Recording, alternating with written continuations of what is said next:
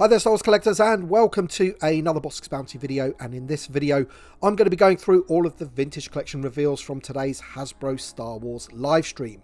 As always, I'll be taking a look at all of the high-res images, offering you my thoughts, and of course letting you know the all-important pre-order information. So if you happen to enjoy the video, hit the like button down below, subscribe if you haven't already, and let's get into this. Okay, so I'm going to be talking about everything in the order that they were presented, and the first thing is a pipeline reveal of the new Landspeeder.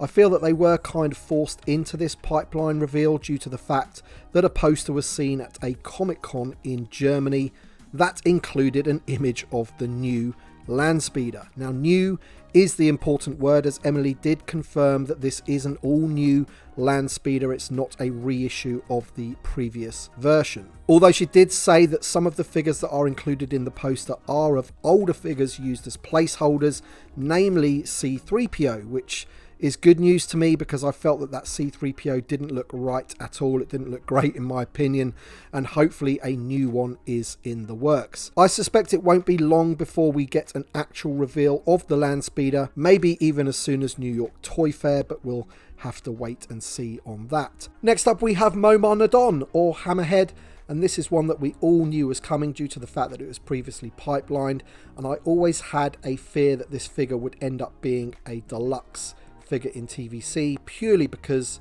they did the same with the Black Series version.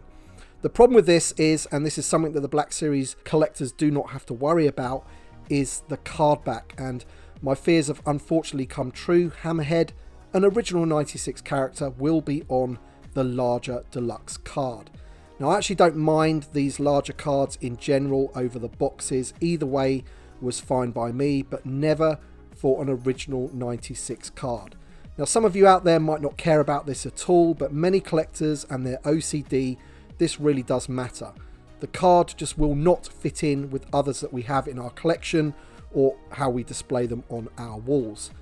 So apart from that and the price tag, let's talk about the positives, because there are a lot of positives about this figure. First of all, it's an amazing looking figure. It's very close to the Black Series version in terms of the sculpt. However, ours has soft goods, allowing him to sit down. After all, us TVC collectors will have a cantina for him to sit in rather than a shelf for him to stand on, so this feature was an absolute must. He also comes with a swappable hand, enabling him to either hold his cup or his blaster. He's also packed in with two blasters, one based on the blaster that was packed in with the Power of the Force 2 version, so that's a bit of a throwback, and also a standard E11 blaster. He also comes with his little staff as well. Emily and Jin did make a point of talking about the paint applications, and that this figure is fully decoed with like a wash over his skin to bring out some of the details. This is something that many TVC figures have been missing lately, so that is good news. All in all, a fantastic looking figure, one we've wanted in the line for a long time, especially with the cantina on the horizon. But man, from a carded point of view, it is a bit of a bummer, it really is. This figure is going to be VC 362 in the line. Next up we have another Cantina alien with the reissue of Ponda Baba, or Walrus Man. Now, this is kind of the opposite to what they've done with Hammerhead, in that I love what they've done with the card back for this one. Creating a new one for VC 70 with an alternate image is something that I love. But Walrus Man really needed a newly sculpted head at the bare minimum. Now, I could handle the swivel hips, but a new, more in-scale head was something that I was really hoping that they would do with this figure. Alas, the figure is the same as the version we got in TVC 1.0 and reissued in the 3.75-inch Black Series, albeit with updated paint applications and different flesh tones to better match the source material. Like previous releases, this figure comes with an alternate chopped off arm and hands, so you can recreate different scenes from the cantina. It offers an opportunity for people who didn't already own the figure to get him, of course, and carded collectors an all-new alternative card back, but we are still left with an inaccurate figure at the end of the day. And finally, we have another deluxe reveal. This time it's the Imperial Armored Commando from Season 3 of The Mandalorian.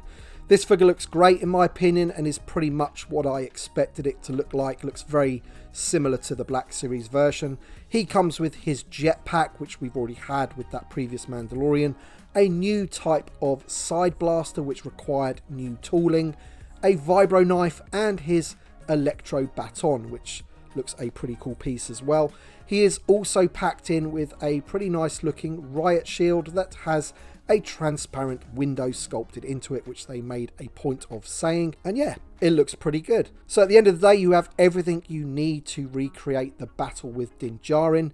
The issue I guess I have is the deluxe price, which doesn't really lend itself to army building.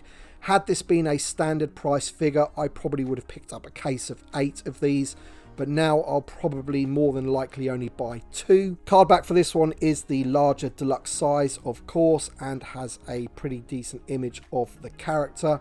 Really nice film out, that one. So overall, a good looking release, and as I said, I don't mind these larger cards so long as they aren't on an original 96 character. VC number for this one is VC 366. Pre-orders for these will go live on March 5th, so be sure to follow all of my socials for links when we have them.